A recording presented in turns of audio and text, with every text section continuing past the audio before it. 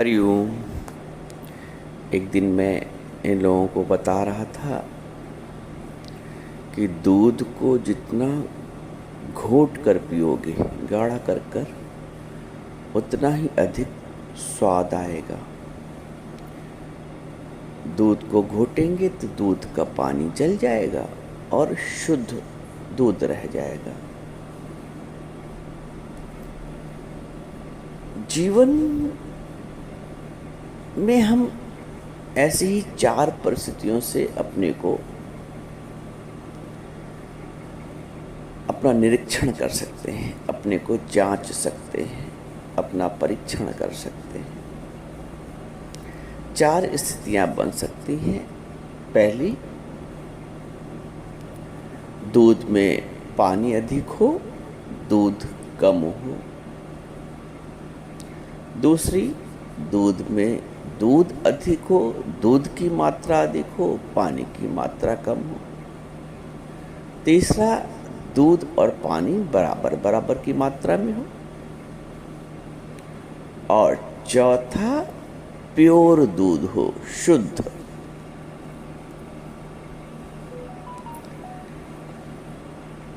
दूध की शुद्धता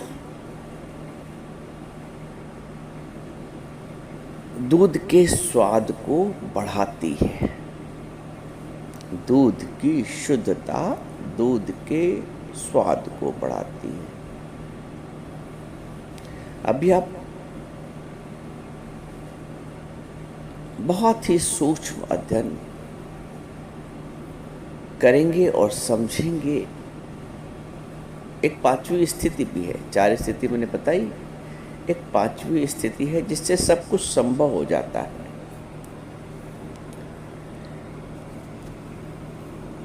दूध की 4 अवस्था हुई। पानी अधिक, दूध कम, वो भी चलता है। बहुत लोग ऐसा दूध बेचते हैं और बहुत लोग ऐसा दूध खरीदते भी हैं। लेकिन वो जो दूध है वो अपनी औचित्यता सिद्ध नहीं कर पाता है। चलो कोई नहीं। दूसरा, दूध अधिक है, पानी कम है, थोड़ा चल जाता है। हालांकि पूर्ण रूप से औचित्य नहीं सिद्ध हो पाता है, फिर भी चल जाता है। तीसरा, बराबर का दूध और पानी बराबर की मात्रा में। यह भी बहुत अच्छा तो नहीं है, लेकिन यदि है तो स्वीकार करना भी पड़ेगा। और चौथा, शुद्ध दूध, बिना पानी मिला। ऐसा दूध अपनी औचित्यता सिद्ध कर लेता है क्योंकि पौष्टिकता से भरपूर होता है, स्वाद से भरपूर होता है। इसलिए दूध अपने होने की औचित्यता सिद्ध कर लेता है, जो दूध शुद्ध होता है। ये जीवन भी 4 तरह का होता है। मनुष्य का जीवन, पानी अधिक जिस दूध में होता है ना, उसके जीवन में माया की अधिकता, विषय विकारों की अधिकता, ये पानी है।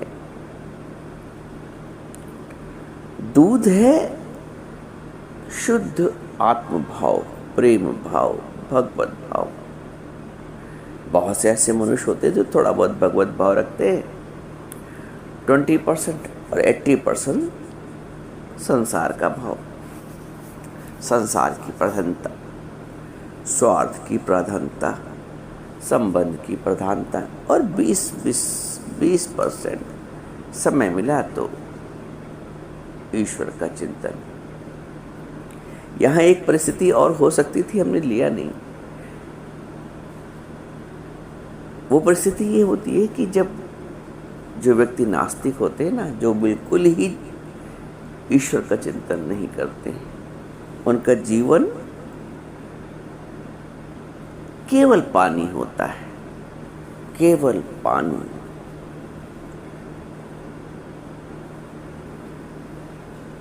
चलिए, तो जिस जीवन में सांसारिकता का प्रतिशत की मात्रा अधिक होती है, सांसारिकता में आप जानते क्या होता है? सांसारिकता में शरीर के विषय, विकार, अवगुण, गुण सब आ गया। आदतें, अच्छी आदतें, बुरी आदतें, स्वभाव, संस्कार की प्रधानता सब आ गया।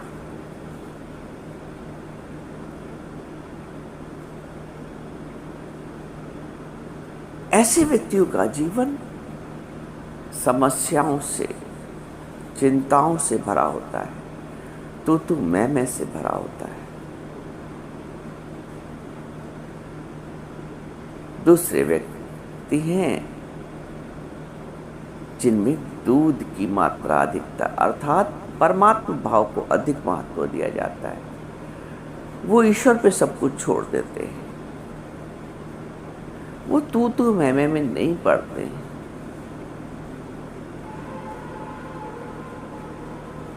वो विकारों के अधीन नहीं होते हैं।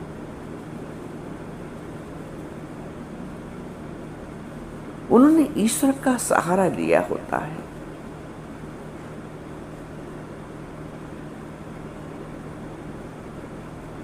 उनका जीवन थोड़ा अच्छा जाता है। उनके जीवन में मानसिक क्लेश कम होते हैं। परमात्मा पे छोड़ देते हैं। ठीक है प्रभु, जैसी तेरी मर्जी, जैसी तेरी इच्छा प्रभु। अर्थात दूध की मात्रा अधिक, परमात्मा भाव की मात्रा अधिक। यहाँ जीवन में थोड़ा स्वाद है। यहाँ जीवन व्यर्थ नहीं जा रहा है। यहाँ जीवन को सार्थक किया जा रहा है। यहाँ जीवन जीने में स्वाद है।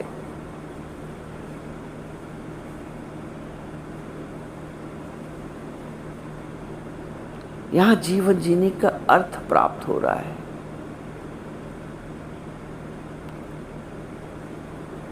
तीसरी श्रेणी में हम जितना महत्व जगत को देते हैं, उतना महत्व भगवान को देते हैं। जितना महत्व भगवान को देते हैं, उतना महत्व जगत को देते हैं। भैया हम तो संतुलन बना के चलते हैं। मुझे ऐसे भी बहुत से लोग मिले हैं जीवन में जो कहते हैं हम संतुलन बना के चलते हैं। ऐसा भी नहीं हो कि भगवान को इतना महत्व दे दिया है कि जगत का महत्व कम हो जाए, ये उनकी मान्यता है।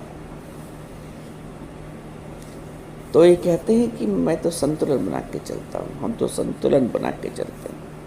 तो दुनिया में 50-50 वाले लोग भी बहुत सारे हैं जिन्होंने ईश्वर के पूर्ण महत्व को नहीं समझा।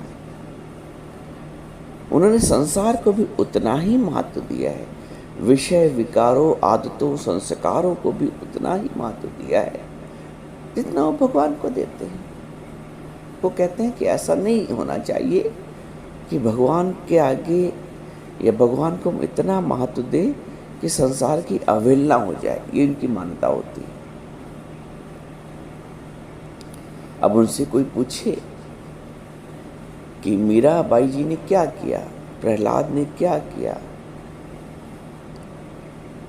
सूर, तुलसी, कबीर, विवेकानंद ने क्या किया, क्या विवेकानंद जी ने 50-50 के रेशियो से जीवन जिया? देखो, आप स्वतंत्र हैं। मैंने एक बार और भी आपको बताया था, आप जीवन जीने में स्वतंत्र हैं। आपको कोई परतंत्र नहीं कर रहा है।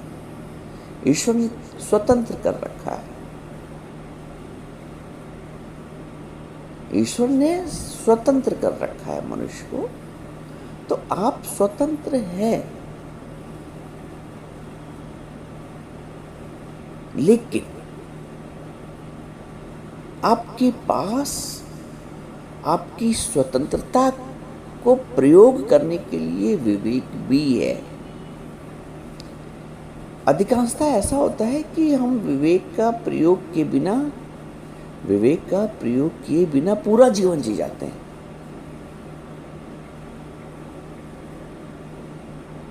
विवेक का प्रयोग किए बिना पूरा जीवन जी जाते हैं। हम बुद्धि का प्रयोग करते हैं, विवेक का प्रयोग नहीं करते हैं। और विवेक का कार्य है नित्य और अनित्य की पहचान देना। विवेक का कार्य है कि दूध और पानी की पहचान देना। अब जब हमें दूध और पानी में पहचान ही नहीं हो पा रही है, कितना पानी है कितना दूध है, तो हम अलग कैसे करेंगे? विवेक नित्य और अनित्य, आत्मा और अनात्मा, ये जगत अनात्मा और आत्म तत्व तो आत्म तत्व है। ये जगत और जगदीश को अलग करके बताता है, जगदीश का महत्व और जगत का महत्व। विवेक जगत की नश्वरता को बताता है और विवेक जगदीश की सत्ता को भी बताता है, अमरता को भी बताता है, उसकी सकारात्मकता को भी बताता है। विवेक का कार्य ये है। तो यदि विवेक है तो हम दूध और पानी के भेद को समझ पाएंगे, दूध और पानी के अनुपात को समझ पाएंगे और उसके पश्चात हम दूध और पानी में से पानी को पृथक करने का प्रयास करेंगे, दूध को शुद्ध करने का प्रयास करेंगे, दूध को और गाढ़ा करने का प्रयास करेंगे। ये कब होगा? जब विवेक जागृत होगा। बिन सत्संग विवेक न होई। जो विवेक सत्संग में जागता है, यहाँ उस विवेक की बात की जा रही है जो विवेक सत्संग से जागता है। जो संसार से जागता है वो बुद्धि है, बेस समझना। जो संसार से जागृत होती है वो बुद्धि है, और जो सत्संग से जागता है, जागृत होता है, वो विवेक है। वो तुम्हें नित्य और अनित्य, सत्य और असत्य, क्षणिक और शाश्वत का भेद बताता है, नकारात्मक और सकारात्मक का भेद बताता है। फिर हम सकारात्मकता चुन लेते हैं जीवन में और नकारात्मकता का त्याग कर देते हैं। ये विवेक का कार्य है कि हम दूध को चुन लेते हैं और पानी का त्याग कर देते हैं। ये विवेक का कार्य है। तो 4 स्थितियां हुई। पानी अधिक अर्थात सांसारिकता अधिक, स्वार्थ अधिक, संबंध अधिक और भगवत भाव कम। दूसरा हमने समझा भी, दूध अधिक जिसके जीवन में आत्म भाव अधिक है, परमार्थ भाव अधिक है, भगवत भाव अधिक है, उसका जीवन शुद्ध होता है, उसका जीवन सार्थक होता है, उसके जीवन में प्रेम होता है, उसके जीवन में ज्ञान थोड़ा बहुत होता है। फिर हमने जाना कि तीसरी स्थिति को जहां एक व्यक्ति संतुलन बना के चलता है। चौथी स्थिति जहां केवल दूध है, शुद्ध दूध, शुद्ध आत्म भाव, शुद्ध भगवत भाव, जहां स्वार्थ बिल्कुल नहीं है, परमार्थ का ही बोलबाला है, जहां घृणा बिल्कुल नहीं है, प्रेम का ही बोलबाला है, जहां अज्ञान बिल्कुल नहीं है, ज्ञान का ही बोलबाला है, जहां अशुद्धता बिल्कुल नहीं है, शुद्धता का ही बोलबाला है, जहां शरीर भाव बिल्कुल नहीं है, आत्म भाव का ही बोलबाला है, जहां ईश्वर प्रधान है, जहां भगवान का भाव प्रधान है, जहां आत्मा की मैं प्रधान है, शरीर की मैं लुप्त हो गई, पानी लुप्त हो गया, दूध ही है, शुद्धता ही है, पवित्रता ही है। अब ऐसे दूध का कितना सुंदर स्वाद होगा, कितना पौष्टिक से भरा होता है। इसलिए ज्ञानी के जीवन में चमक होती है, उसका जीवन पौष्टिक है, हष्ट पुष्ट है। वो आत्मभाव में जीता है, स्वार्थ के भाव में नहीं, संसार के भाव में नहीं, शरीर के भाव में नहीं, घृणा के भाव में नहीं, विषय विकारों के भाव में नहीं, वो शुद्ध आत्मा भाव में जीता है। उसका जीवन पौष्टिक होता है, परमार्थ से भरा होता है। अब हम समझते हैं पांचवी स्थिति को। ये सब स्थिति कैसे संभव होगी? कैसे दूध शुद्ध हो पाएगा? कैसे पानी पृथक हो पाएगा? कैसे दूध गाढ़ा हो पाएगा? जब वो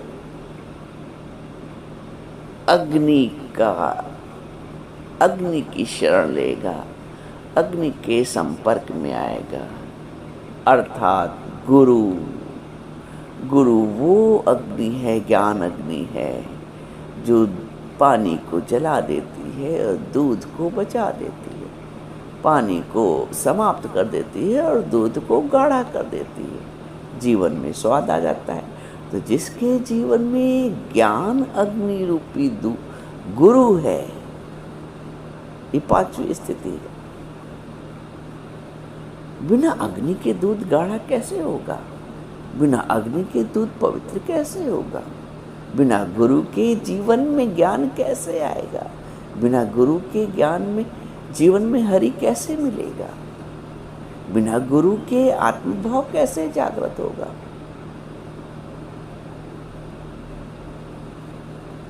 ये पांचवी स्थिति है जो जीवन को सफल, सार्थक, परमार्थिक कर देती है। गुरु बिन घोर अंधार, इसलिए कहते हैं गुरु के बिना जीवन अंधकारपूर्ण है जीवन। इसलिए इन चारों अनुपातों में से आप चौथे अनुपात की ओर बढ़े, जहां शुद्ध दूध है, शुद्ध आत्म भाव है, शुद्ध परमार्थ भाव है, शुद्ध ब्रह्म भाव है, शुद्ध भगवत भाव है, केवल ही भगवत भाव। सब घट मेरा साइया, सोनी सेज न कोई, सब घट मेरा परमात्मा है। तो क्यों ना हम ऐसे भाव की शरण में चले, ऐसे भाव की अवस्था में चले। ऐसे भाव की अवस्था में चलने के लिए गुरु रूपी ज्ञान अग्नि का सहारा लेना पड़ता है, गुरु रूपी ज्ञान अग्नि की शरण लेनी पड़ती है।